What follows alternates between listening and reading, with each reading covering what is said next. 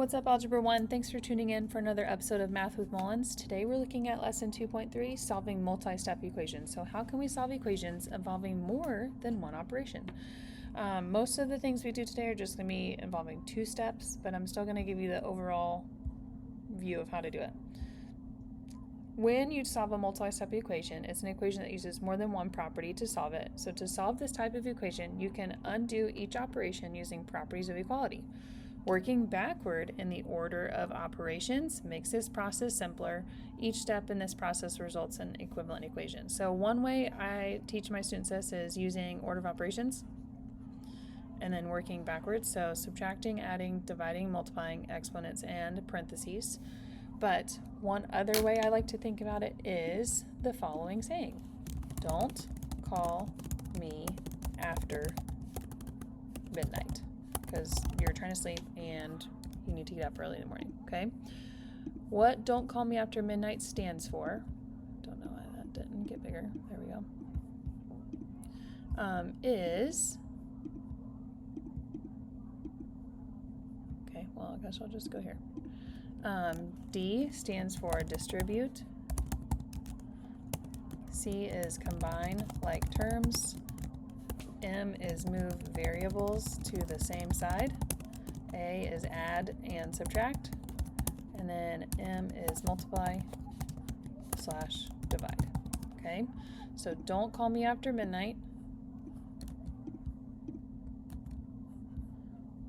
is the acronym for how you can solve multi-step equations. So how to solve multi-step equations. Okay, I would copy that in your notes to make sure you've got it down, and then without further ado, we're going to try some equations. So I'm going to use don't call me after midnight a lot, so you're going to see me kind of write that here on the screen. Don't call me after midnight. So letter A, use properties of equality to solve each equation, check your solution. So for letter A, we do not have any distributing, combining like terms, or moving variables to the same side, but what we do have is adding or subtracting. In letter A, I need to add the -6 to both sides, because remember we're doing opposite equations.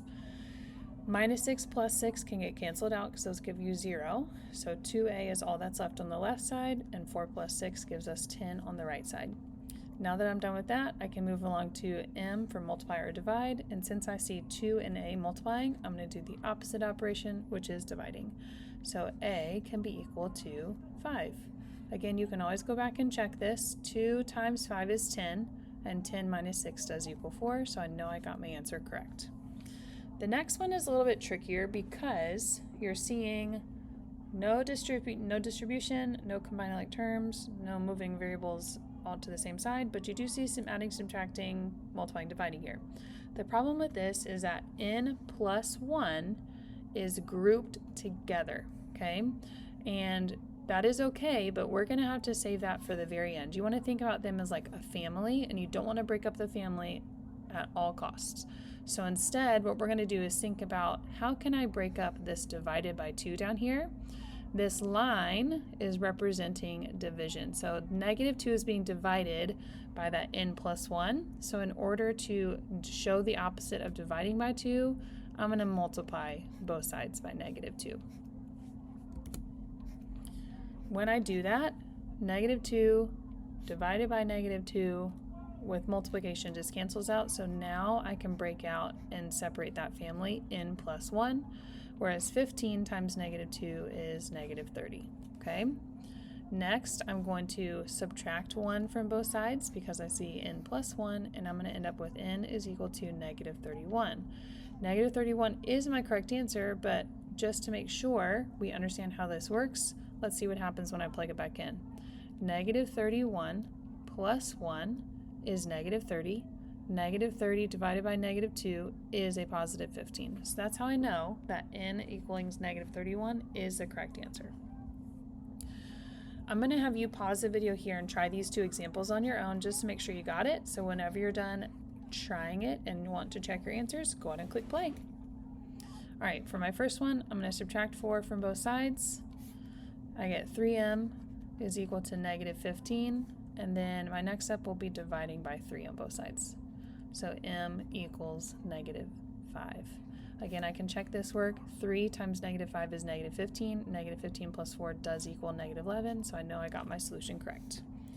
This next one is very similar to what we just saw. So in order to keep this family together, I'm first going to multiply both sides by 7. These 7s can cancel out, but 7 times 8 will give us 56. And on the right side, I can now break apart this family of x minus 5.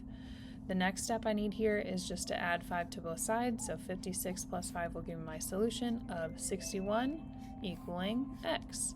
Again, I can pop back up here and check, is 61 minus 5 is 56, and then 56 divided by 7 does give me 8. So I know my answer is correct. Moving on to example 2, now we're going to write some problems and then solve them. So the student council raised 2/5 of the money they needed to cover for the cost of the school dance with the bake sale. They also raised an additional $150 selling raffle tickets. If the student council has raised $630, then what would be the cost of the dance? Write an equation for the problem, then solve it. We know that we did 2/5 of the cost of the dance. Let's go ahead and start with that first. 2/5 of the dance. And then I also ended up gaining another $150. So as of right now, we're equaling 630. So here's my equation. 2/5 D for the dance plus 150 is equal to 630. Next, I'm going to go ahead and solve for letter D. The first way I'm going to do that is subtracting 150 from both sides. 630 minus 150 is going to give me 480. These 150s can cancel out, so all that remains is 2/5 D. Here's where we learned from yesterday. When I'm given a fraction, I'm going to be multiplying by its reciprocal to eliminate and get it out of the way from the variable. So I'm going to multiply both sides by 5/2. 5/2 times 2/5 is 10/10, and 10/10 is equal to 1D, which is what we wanted. 480 times 5/2, that's like 480 times 5, that's 2400. And 1 times 2 is 2. So to find my answer, I'm just taking 2400 divided by 2. So the cost of the dance is $1,200. Okay? Example 2 has some multiple choice options here, so I'm going to let you take a moment and try it on your own. Let's pause the video here, read through the question and the options, and then give us a play when you're ready to check your answer.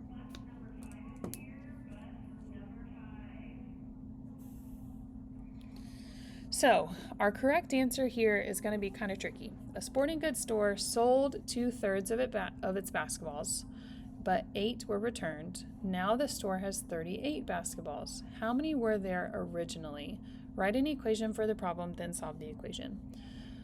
The hard part about this was because we sold 2/3, that means we kept 1/3 of our stock. So 1/3 of our stock plus 8 gives us $38 or 38 basketballs, which would show this option right here. 1/3 times B plus 8 is equal to 38. When we solve it, you should get 90, but here's how you would solve it. 1/3 B plus 8 equals 38. We would subtract 8 from both sides first. So we get 1/3 B is equal to 30. And then my final step is multiplying both sides by the reciprocal, 3/1. These 1/3 times 3/1 is 3/3, which is just 1B. Scooch that here. 30/1 times 3/1 is 90/1, which is simply 90. Okay? Sounds a little tricky knowing the difference between, like, if you sold 2/3, that means you would currently have 1/3 in the store. Example 3, solving the multi-step equations with multiple letters. So in this case, we have some coefficients and we have some differing variables.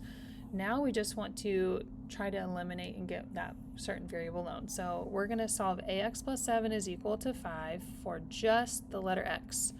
So one thing I like to do here is I like to highlight what I want to get by itself. So I want x by itself. One way I can do that is I can go ahead and start moving the things away from the letter x. I'm going to go ahead and I'm going to pretend like letter A could be a number in the future, okay? So let's say if this was 2x plus 7, I would still start by subtracting 7 from both sides. So I'm going to have ax is equal to, because these 7's cancel out, 5 minus 7 is negative 2. The last thing I'm going to do is to get x by itself is divide by whatever the number A would be. In this case, we're just going to keep it a.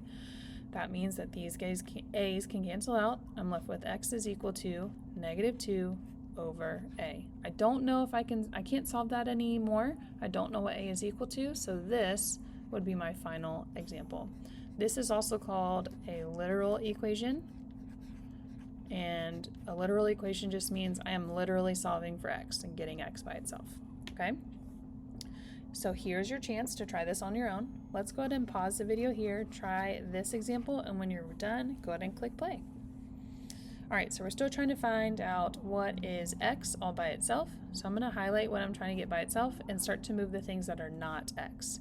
I'm going to start with the number 2. I need to subtract 2 from both sides because right now it's a positive 2 and the opposite of positive would be negative. Those go bye-bye, so I'm left with negative ax is equal to negative 10 because negative 8 minus 2 is negative 10. My final step here, negative a is multiplying with x, so I'm going to divide both sides by negative a so that x, because these two a's cancel out, is equal to, careful here, a negative 10 divided by negative a can actually change to a positive 10 divided by positive a, okay? So that'd be one minor thing you just want to make sure you've gotten hold of. That'll be all for our lesson on 2.3, Solving Multi-Step Equations. Thanks so much for tuning in. Hopefully this helped you, and we'll catch you next time. Have a great day. Bye.